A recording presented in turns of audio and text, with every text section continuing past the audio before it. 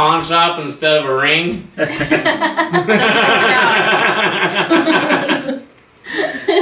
They don't even want you to tie them up to their little things, you know? Well, my horse love, I think, started in the womb. I think that it had to have been there. I was pretty much born loving horses. That was it for me, you know. Just put me on a pony and I'm happy. And I was lucky enough, my mom supported that. We had a pony in the backyard in the San Fernando Valley, if you can believe that. And I grew up, like, I remember being 3 years old watching the Black Stallion while sitting on my rocking horse, riding along with the kid, you know, on a loop. I think I have a sister 10 years older than me, and I think if she never has to see that movie again, it'll be a great day for her. But we ended up, my parents ended up getting a divorce, and we moved up to the Northwest, and we brought the pony, but really couldn't afford it. So there were a few years there between, you know, 5 and 8 where I didn't, or 5 and 7, I didn't really have a horse. But my mom always made sure to buy me, you know, horse toys. So I kind of have a ridiculous amount of those Breyer model horses. It's kind of embarrassing, actually. Still got them. And they stay in Rubbermaid boxes. You know, nobody gets to play with them yet. But we found a trainer up here, and I started taking lessons. And, you know, pretty much from the beginning of me taking lessons, I worked for it. I cleaned stalls to get lessons. I, you know, scrubbed water buckets. I rode the naughty ponies. And it kind of worked through, as I got a little older, I was actually homeschooled through all of middle school and almost all of high school, because we moved back to California, and I worked for some of the top trainers in Southern California because I was the one who was young and would bounce. So I got to be on all the young horses. So I did that, and I, you know, learned I had a passion for the sport of 3-day eventing, which you'll see, you know, saw in the Olympics this year.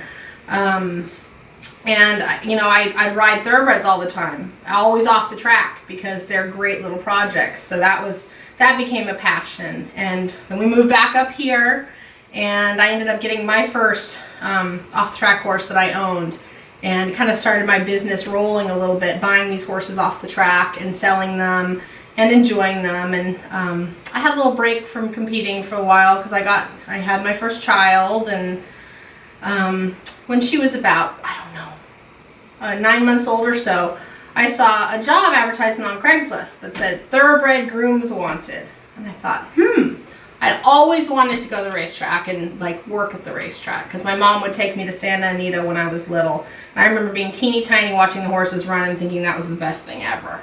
So, and I'd go visit Portland Meadows, but I didn't have a tie. I didn't know anybody down there. So I saw this job and I went, what the heck? Why not?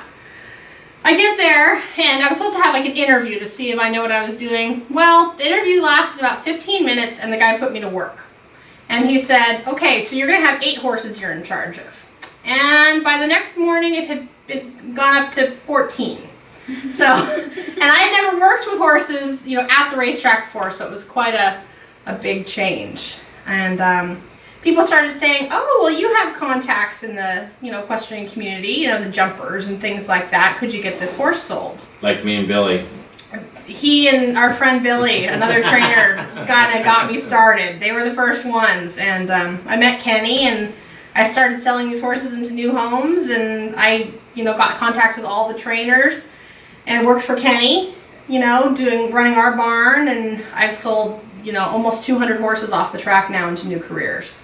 So that's good, loving homes. Yeah, they always go on to do something new. They're out competing and being really successful, and that's also a passion. So I think I have a unique perspective where I can, you know, we can bring the horses from, you know, getting them ready to race, racing them, and if they, you know, can't make it in that career, I can for sure move them on to a new great home.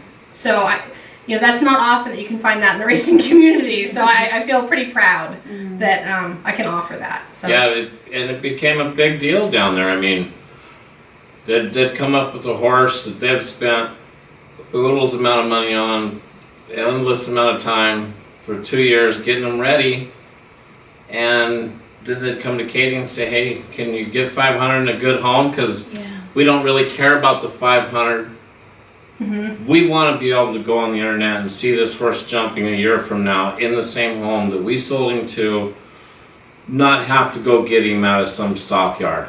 Yeah, because there's never been a whole lot of great options for these horses. People who don't have the contacts, a lot of horses end up going to slaughter, and that's horrible. Nobody wants to hear about that.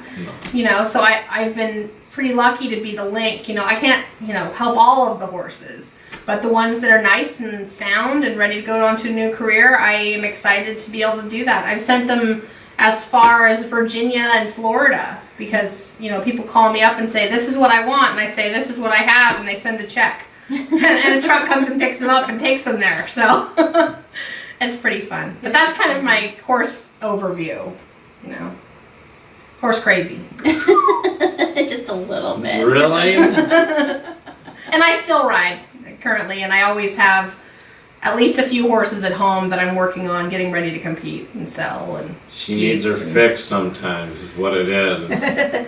Yeah, no, too long not riding, I get a little cranky. So. Yeah, she does. Yeah. Yeah. So anyway, yes, it's your turn. All right. So I did not grow up in a horsey family or an animal family, really. We had to beg for our first animals. And I remember we weren't going to get a cat because we weren't going to be the cat people. No crazy cat lady here. No. So I remember being horse gonzo ever since, I don't even know when, and I don't know where I got it either, because no one else in my family really likes horses. They do, they like animals.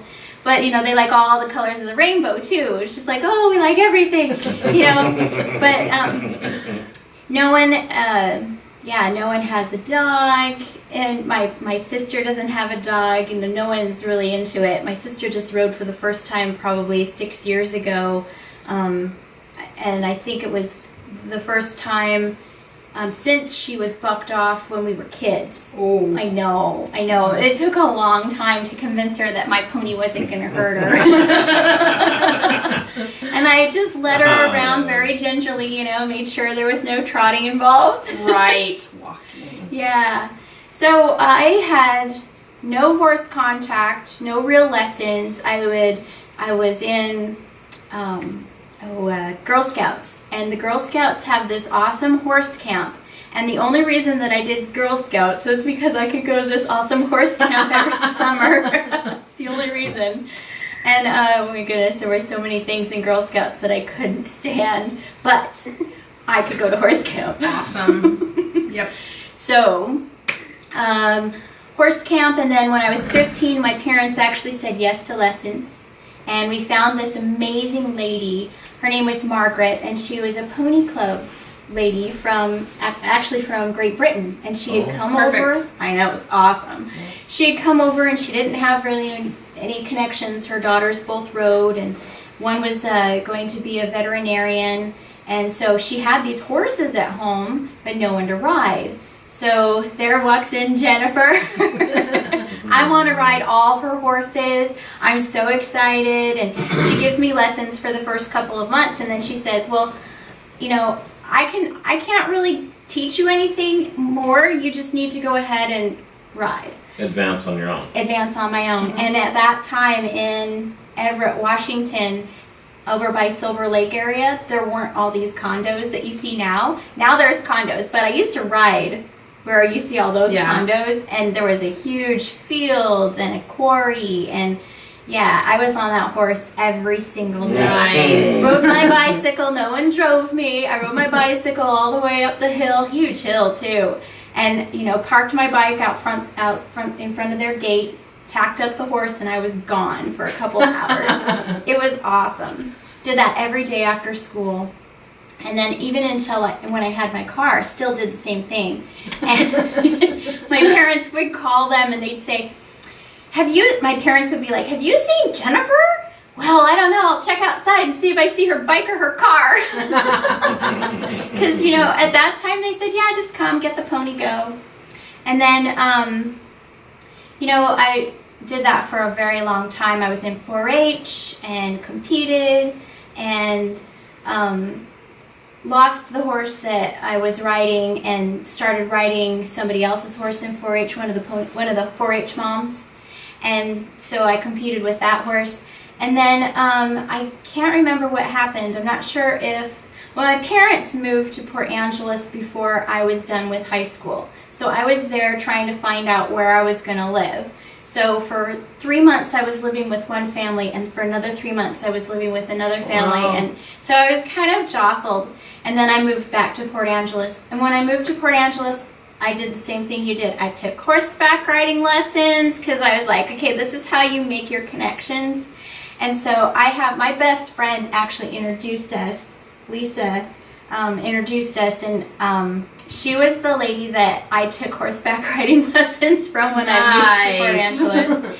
Yeah, so we'd go trail riding, we'd have a great time, and she had a daughter at the time, and that daughter had now, I mean, she was 4 at that time, and now she's all grown up and graduated, and yeah, and she just had a baby of her own. It's so amazing.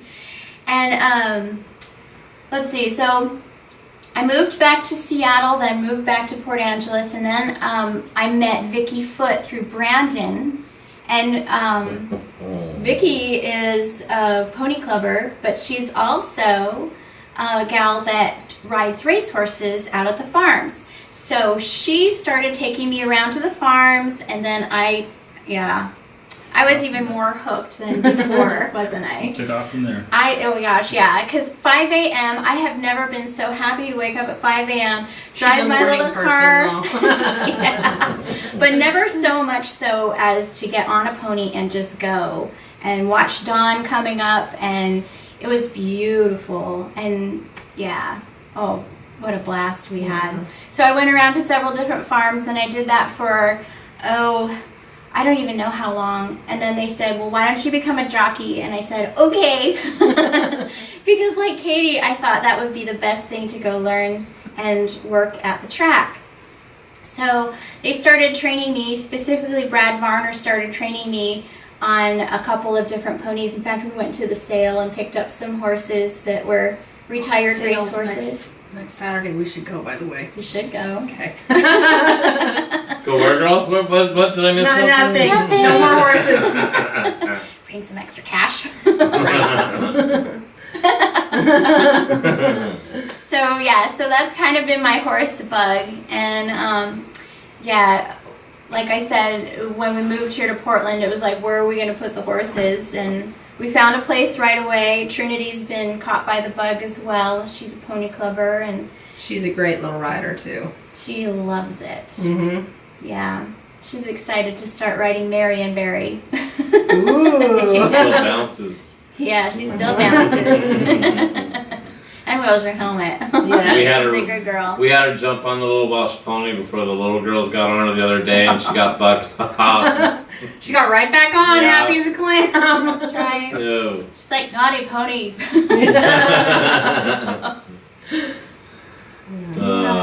We're bitten. A little Yeah. bit. Yeah. My turn? Yeah, your turn. Okay. I don't remember when I started getting into horses, but I know when we were living in Puerto Rico, on base at the Borinquen Air Force Base, they had a horse stable facility on base for the people that were in the military, and it was a very posh thing because everything was taken care of. You just walked out in the field, someone came up to you with your horse and handed you the lead line. It was already brushed, Nice. picked. Yeah, doesn't that sound I don't think I ever amazing? saw the stall my horse stayed. So I got a little spoiled there, but we did a lot of riding out on the surf in Puerto Rico, trails up through the mountains. I was 4, so I don't remember a whole lot of it, but I remember just being on the horse a lot. And I had a Pasofino, so a very smooth ride, and we participated in a lot of Puerto Rican rodeos, and I got to win a couple rodeos. I still have my ribbons. Nice. And I remember those, but I'd get up there and I'd feel like I'm going 1,000 miles an hour. He's probably just trotting. I don't know. But always enjoyed horses. Always loved being around animals in the first place. and kind of got